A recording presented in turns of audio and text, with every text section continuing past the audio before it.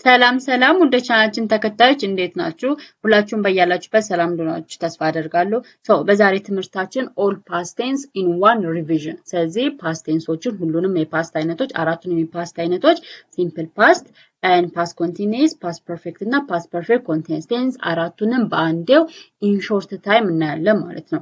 ይሄ ስለ past tense ወይም ደግሞ it is for about all tenses የሰራው ቪዲዮ አለ። ስለዚህ ስለ simple present tense፣ ስለ past tense እንዲሁም ደግሞ ስለ future tense እያንዳንዱን እየከፋፈልኩ በቪዲዮ የሰራሁት አለ። እሱን ማየት ትችላላችሁ። ይሄ ግን አጠቃላይ ሁሉንም አራቱንም የpast tense አይነቶች በአንድ ላይ የያዘ ቪዲዮ ነው ማለት ነው። it is as a revision ወይም ደግሞ as a ክለሳ ነው።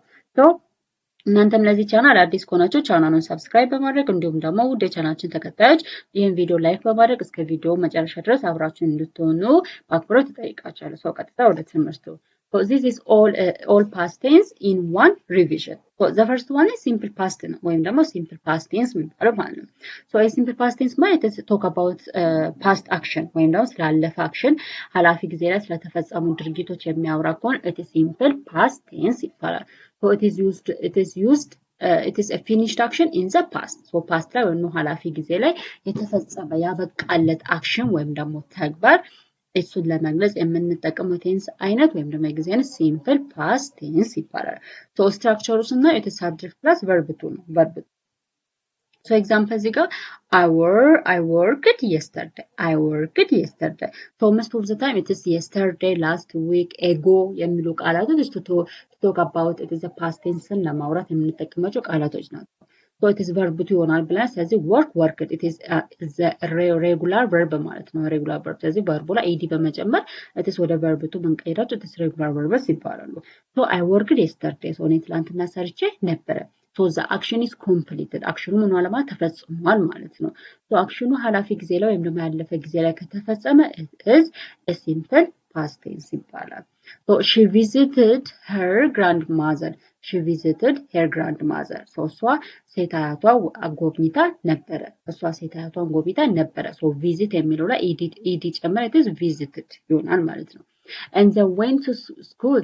they went to school. እነሱ ትምህርት ቤት ሄደው ነበር። went it is the past tense form of go ማለት ነው። የጎ verb to it is went ይባላል።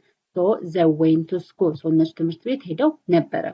these all tenses are described about it is a simple past tense ነው describe የሚያደርጉት ማለት ነው። because አንደኛ ነገር it is they told about is a finished action the past ኃላፊ ጊዜ ላይ የተፈጸመ አክሽንን ለመግለጽ we use it is simple past tense ይባላል። structure ደግሞ subject plus verb to ነው። as I told you previously እነዚህ yesterday, last week, ago, in 2020 የሚሉ ቃላቶች ኃላፊ ጊዜን ለመግለጽ የምንጠቀምባቸው ቃላቶች ናቸው። always in a sentence ላይ yesterday or last week or ago የሚሉ ቃላቶች ካሉ it is indicate የሚያደርጉት it is simple past tense ነው indicate የሚያደርጉት። this is about a simple past tense ነው። and the second one is past continuous tense ነው። this past continuous tense it is an action that is in a progress at a specific time in the past.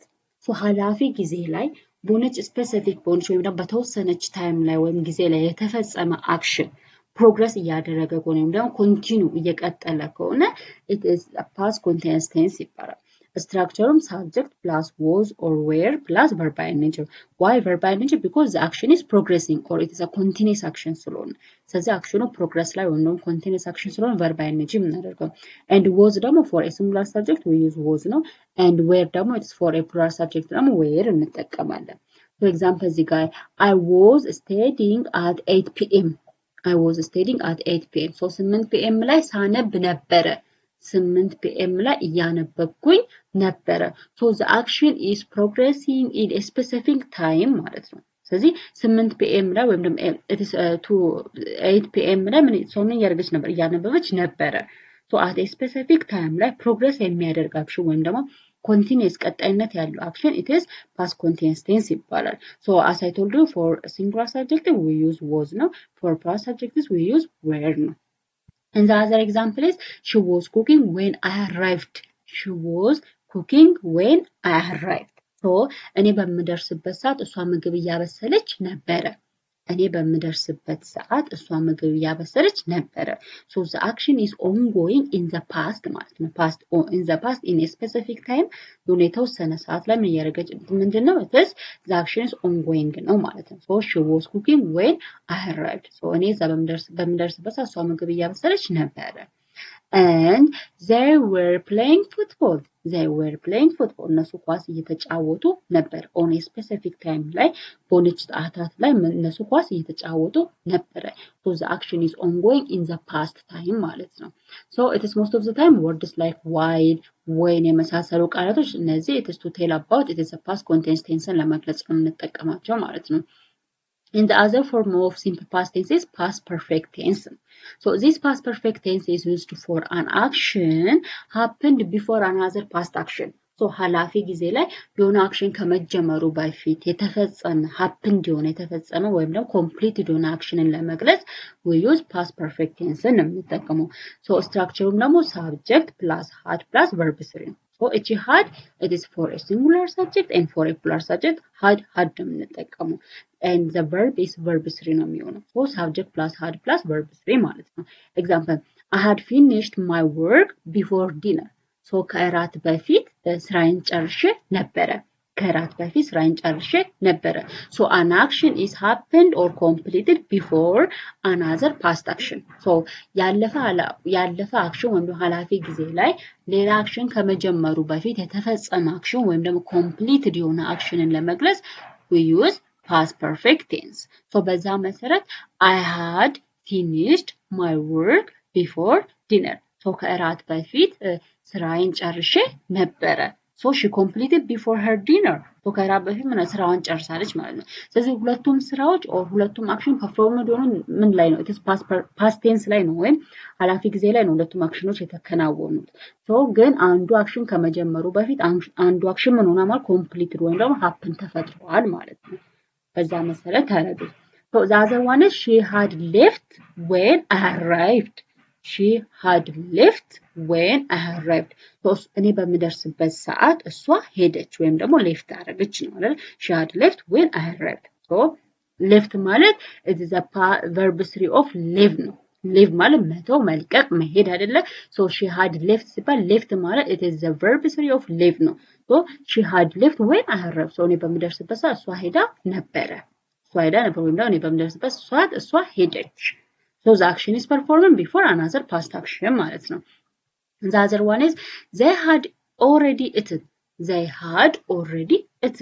already በቃ እነሱ ምግብ በልተዋል so they had already eaten so እነሱ ምግብ በልተዋል so the action is performed ማለት ነው before another action ማለት ነው so እነዚህ ወርዶች አለ ለምሳሌ before after already by the time ለምሳሌ already አለ እዚህ ጋር and it is before አለ so እነዚህ አክሽኖች most of the time it is a past perfect tense ላይ የሚመጡ ወርዶች ናቸው ማለት ነው and the other one and the last part of the past tense is past perfect continuous tense ነው so most of the time past perfect continuous tense it is to tell about duration of an action so የአክሽን ምን ያህል ሰዓት ወይም ደግሞ ምን ያህል ጊዜ ፈጀ ለምን ያህል ጊዜ ቆየ so length of time ወይም ደግሞ duration of an action ለመግለጽ most of the time it is past perfect continuous tense ነው የሚገልጸው so this past perfect tense it is used for a duration of an action before another past action ስለዚህ ሌላ አክሽን ከመጀመሩ በፊት ያ አክሽን ሌላኛው አክሽን ለምን ያህል duration of time ወይም ደግሞ ለምን ያህል ሰዓታት ቆየ የሚለውን it is duration ወይም ደግሞ length of time ለመግለጽ it is past perfect continuous tense ነው so structure it is subject plus had been plus verb ing so it is verb ላይ verb ing እናደርጋለን then had been ደግሞ it is for singular and plural subject ነው የሚሆነው ማለት ነው so example እዚህ ጋር I had been studying for 2 hours before the exam. I had been studying for 2 hours before the exam. So ከኤግዛም ወይም ከፈተና በፊት ለ2 ሰዓታት ያህል ሳነብ ነበረ. ከፈተና በፊት ለ2 ሰዓታት ያህል ሳነብ ነበረ.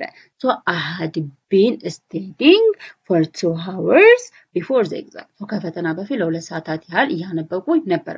So this sentence tells about a duration of an action. So actionu ለምን ያህል ጊዜ እንደቆየ ነው የሚነግረን ማለት ነው.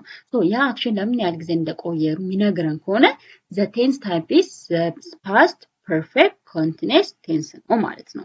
so I had been studying for 2 hours before the exam ከኤግዛም በፊት ለ2 ሰዓታት ያህል ሳነብ ነበረ። and the other example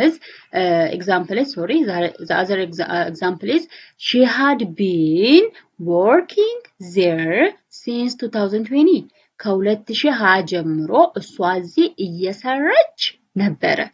ከ2020 ጀምሮ እሷ እዚህ እየሰራች ነበረ። so the action is starting in the past and it is before the other action it is action ሆኖ ጀምሮ for a duration of time. so she had been working there since 2020 ስለዚህ ከ2020 ጀምሮ እሷ እዚህ እየሰራች ነበረ። so since 2020 የሚለው it is indicating it is duration of an action ነው ማለት ነው። and the other example is they had been waiting for an hour when the bus came. they had been waiting for an hour when the bus came. so ባሱ እስከሚመጣ ድረስ ወይም ደግሞ ልክ ባሱ እስኪመጣ ድረስ ለሰዓታት ያህል እየጠበቁ ነበረ። so ባሱ እስኪመጣ ድረስ ለሰዓታት ያህል እየጠበቁ ነበረ። so an hour የሚለው ነገር it is indicating duration of an action ለምን ያህል ጊዜ እንደጠበቁ የሚገልጽ ነው ማለት ነው። so በዚህ it is past perfect continuous tense most of the time it is for, since, before, when የሚሉ ቃላቶች እንጠቀማለን ማለት ነው። so this all about the all past tense one revision ነው። ስለዚህ ሁሉንም past tense በአንድ ላይ አድርገን ሪቫይዝ ያደረግንበት ቪዲዮ ነው ማለት ነው። so ቪዲዮ ከተመቻችሁ ቪዲዮውን ላይክ አድርጉ። እንዲሁም ደግሞ ኮሜንት ሴክሽን ላይ ሌላ እንዲሰራላችሁ የምትፈልጉት ነገር ካለ ኦር ኮሜንት ማድረጉት አስተያየት መስጠት የምትፈልጉ ከሆነ ፕሊዝ ኮሜንት ሴክሽን ላይ ጻፉልኝ። እኔ ደግሞ እመልስላችኋለሁ። so በሌላ ቪዲዮ እስክንገናኝ ድረስ ደህና ሁኑ። ባይ